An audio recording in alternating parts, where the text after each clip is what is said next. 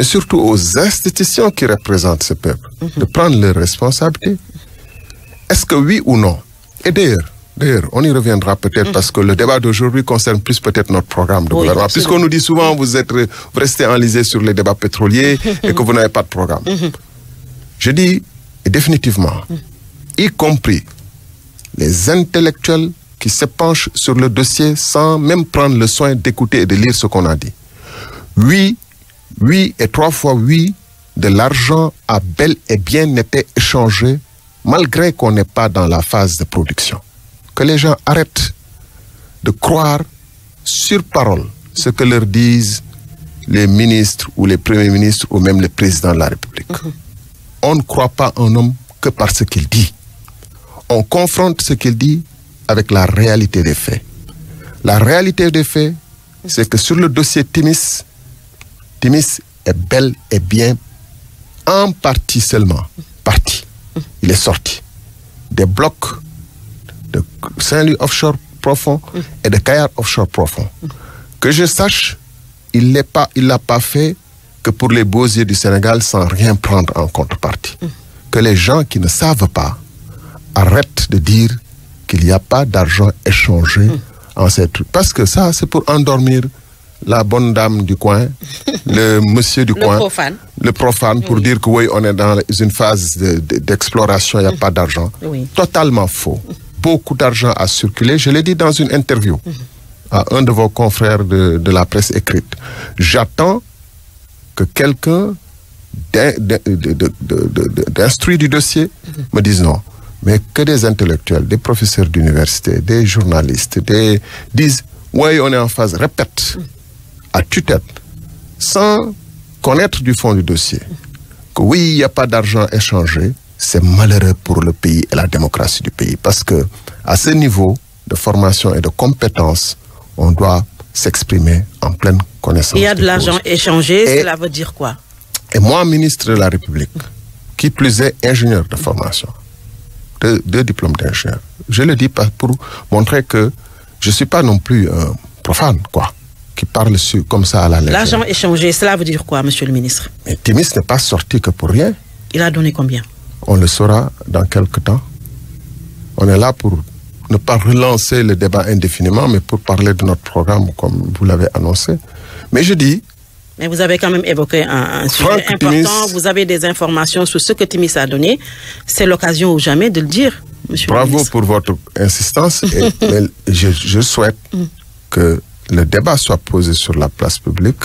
Et il le sera. Mais pour revenir définitivement sur ma sortie du gouvernement, j'ai passé l'année à expliquer est-ce que j'ai démissionné, j'ai pas démissionné, oui, est-ce que, etc. Personne ne peut contester et me contester le fait que j'ai refusé de signer librement. Personne ne peut contester ou me contester que c'est parce que je n'étais pas d'accord sur le fond du dossier. Je pense que je vais l'avoir fait pour l'intérêt du Sénégal. Je pense que l'intérêt des Sénégalais devrait être sur cette question, de voir en quoi j'ai pu avoir raison si j'ai défendu leurs intérêts ou en quoi j'ai pu avoir tort. Mais pas est-ce que j'ai démissionné ou pas démissionné. Ça, c'est derrière moi. Vous êtes quand même sorti du gouvernement. Vous êtes ensuite passé... J'ai démissionné. Vous êtes parti. J'ai démissionné, je vais vous dire pourquoi. Et je le répète encore à votre antenne pour l'avoir répété partout ailleurs. Quand je suis arrivé ce matin-là, ma première rencontre fut avec le Premier ministre qui m'a pris en aparté. Il m'a dit, est-ce que vous allez signer? Puisque toute la nuit, il m'a assommé de SMS. L'actuel Premier ministre. J'ai les preuves tangibles, sur papier, par huissier, de SMS, en me disant il faut signer, etc., sachant que ma position était de ne pas signer. Quand je suis arrivé, donc, il m'a pris en aparté. Oui, il faut signer parce que vraiment, le boss, vous voyez, etc. Je ne veux pas entrer dans les détails de son argumentaire. J'ai dit, je ne vais pas signer. Il m'a dit, vous savez, le prix de l'inaction, c'est quoi? Je dis, je le sais d'autant plus que je suis avec ma lettre de démission. Je suis venu avec un seul document ce jour-là, dans une enveloppe beige format A4 qui était ma lettre de démission. Ah bon? Vous en êtes là? Je dis oui. Il a pris sa tablette, Il a envoyé certainement un texto à qui je ne sais pas, puis il est revenu à la charge. Et je suis resté campé sur mes positions jusqu'au moment où je suis sorti du bureau du président de la République. Alors, ça c'est anecdotique. Voyez-vous, c'est au Sénégal qu'on se penche sur le fait que il a démissionné, il n'a pas démissionné, il a été démis. Quel est le fond du problème? Est-ce que, oui ou non, je peux avoir tort, hein, mais est-ce que oui ou non, j'ai raison quand j'estime que la loi n'a pas été respectée pour que je puisse signer? Oui. Que non seulement la loi n'a pas été respectée, mais que les intérêts du Sénégal n'ont pas été préservés. J'ai dit et répété que ce contrat est l'un des plus mauvais contrats qu'on ait signé. Puisque les propositions qui nous sont faites sont même en deçà des propositions qui nous avaient été faites avant des découvertes de pétrole et de gaz. Alors même que le bloc qu'on donnait, à savoir Refuge Offshore Profond, était l'un des blocs les plus avantageux et les plus courus à cette époque dans le monde, puisque toutes les grandes compagnies du monde, les majors qu'on les appelle, à savoir Shell, BP, Total aussi, la plus grande compagnie chinoise, même Exxon s'était signalé. Alors, donc dans ces conditions, quand on a l'offre la meilleure au monde, quand on a toutes les grandes compagnies au monde, on ne brade pas. Qu'on vienne aujourd'hui nous dire on va procéder à des appels d'offres, on va réviser le code, après avoir tout donné, après qu'il ne reste plus rien, doit faire rire les Sénégalais, rire jaune bien sûr, parce que c'est symptomatique de la manière de procéder dans ce pays. Absolument. Alors, vous êtes ensuite passé à l'opposition après avoir quitté le gouvernement. Vous avez déclaré votre candidature à la présidentielle de février prochain sous le couvert du mouvement que vous avez créé, la République des valeurs. D'ailleurs, vous avez lancé votre programme de société, lancement hier à Guédiawaye en banlieue de Dakar.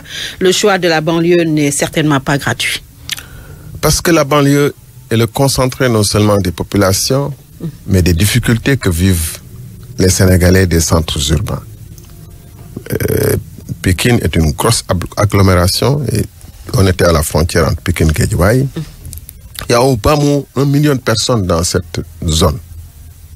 Figurez-vous, pas d'université, un seul hôpital en construction, pas d'usine au sens où, en tout cas, c'est des cités dortoirs où les gens font le mouvement pendulaire par jour pour aller vers le centre-ville de Dakar ou ailleurs, faire leur emploi et revenir. Et la plupart vivent de petits boulots qui ne permettent pas de vivre décemment.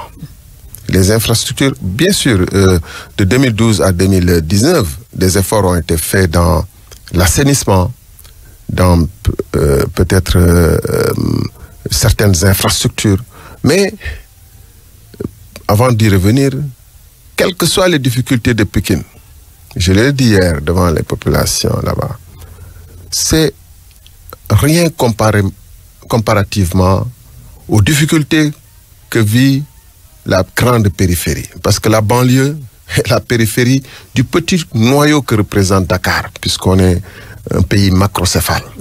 Et la grande banlieue, c'est-à-dire le reste du pays, quand vous allez à Mban ou à Goudiri ou dans le Jolof profond, tous les services de base dus à un être humain sont absents. On se croirait au temps de Ndiaye Ndiaye, au XIIe siècle ou au XVe siècle dans certaines zones.